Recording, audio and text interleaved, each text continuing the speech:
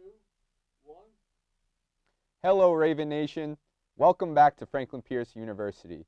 Glad you could join us for this year's first edition of FPTV 25's news show.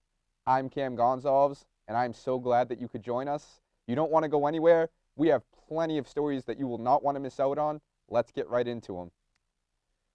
The Ravens' Nest made some improvements over the course of winter break, bringing new additions to the menu.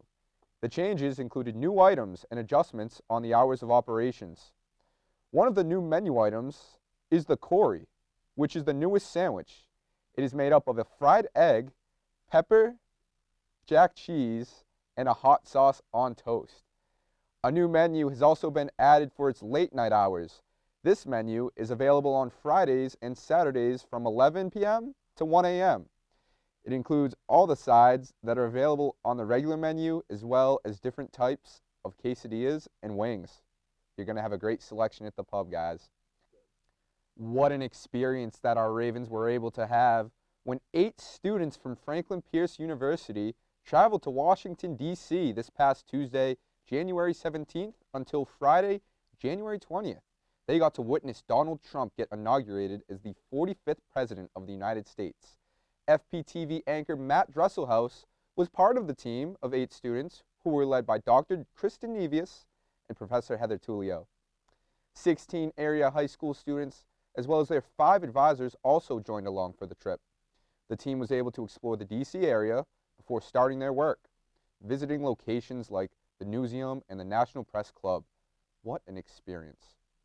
Moving forward now on to our freshman class, as the class of 2020 hosted a movie screening of one of my personal favorites, The Breakfast Club, in Spagnuolo Hall at 8 o'clock on Saturday, January 21st.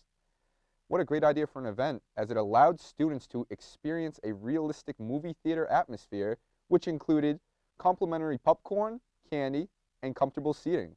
Doesn't get much better than that. Freshman Jack Steves attended the event with friends for the movie theater experience. He said there aren't really any movie theaters around here, and whenever there's a movie night, I try to go because they always make me feel like I'm at an actual theater. That the quote from the fortunate student who was able to attend. Very happy for him and any student that was in attendance. Now on to FPU sports, and in the news for FPU sports, we're going to talk about the Franklin Pierce women's hockey team, as they were able to capture a huge win on Saturday the 21st over the Holy Cross Crusaders.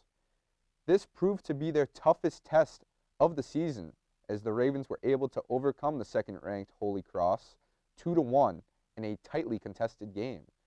This win improved the Ravens' record to 11-4-1 and 7-3-0 in the New England Hockey Conference. Junior goalie Madison Murray got the starting goal and did not disappoint, stopping 23 of 24 shots to secure the victory for the Ravens. The track team snagged a record on January 28th at the John Thomas Terrier Invitational at Boston University. Senior Dage Miners provided the seminal moment in the 5-year history of the Franklin Pierce University men's track and field program. On Saturday, he ran the 5th fastest 800-meter time in NCAA Division II history, qualifying himself for the NCAA championship in the process. Miners' second-place time, the fastest in the country by far this winter for Division II, it was blistering. 1 hour, 48 minutes, and 70 seconds, which was also, needless to say, a program record for Franklin Pierce in the 800-meter.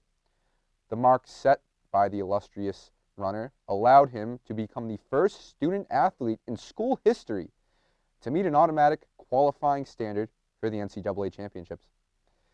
This means his ticket is already punched to Birmingham, Alabama on March 10th through the 11th. The Franklin Pierce University men's basketball team's losing streak has come to an end, has reached 5 games. Go back. Go back and go. I got it. Go.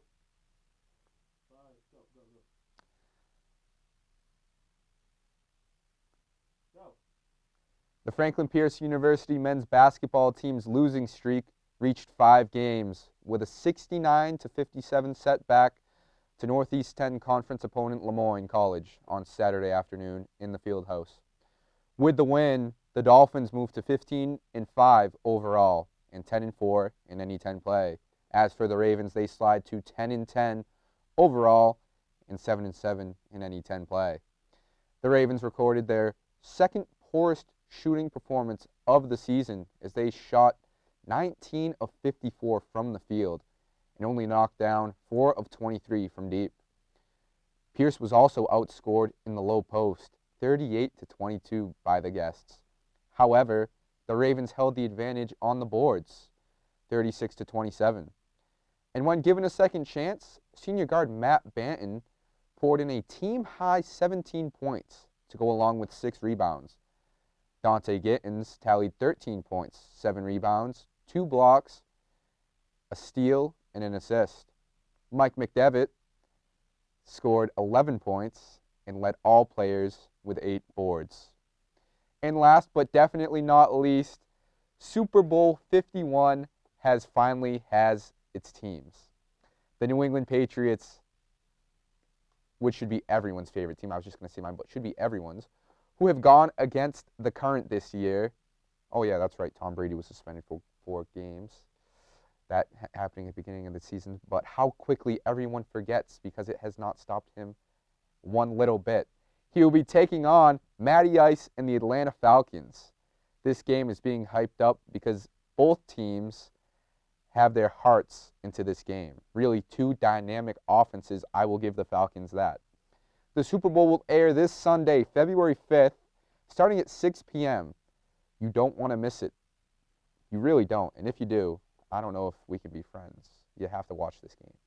You can't miss it. Brady going for 5. The seats are currently $6,400 a seat. You know, I thought about ordering a ticket, but that's just not in, I don't think, any college students' finances. But regardless, it should be a tremendous matchup and a great game. Fingers crossed, prayers hoping to be answered that Brady and the Patriots will get number 5 to complete this dynasty. I could go on and on about this Super Bowl, as many people know, but we do have Haley Gardner waiting with the weather. Haley?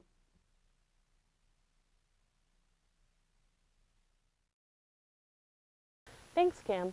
The weather today was bright and sunny with a high of 32 and a low of 10. Tomorrow it will snow with a high of 27 and a low of 20. And Wednesday it will also snow through the morning with a high of 27 and a low of 22. Through the rest of the week it will get nice and sunny, but will get colder with Thursday having a high of 28 and a low of 11. And Friday having the high be 24 and the low come down to 10.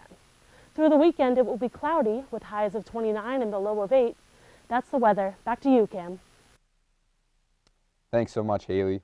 Well, that just about wraps things up for our first show of the year for FPTV 25 News. I'm so glad you could join us for this show, and I look forward to having you join us for the rest of the shows for the spring semester. I also would like to wish everyone a great rest of their week, and it's only going to be a great week if the Patriots can finish the job and we can watch Roger Goodell hand that Lombardi trophy to Tom Brady, which will be his 5th and will make him the greatest to ever live.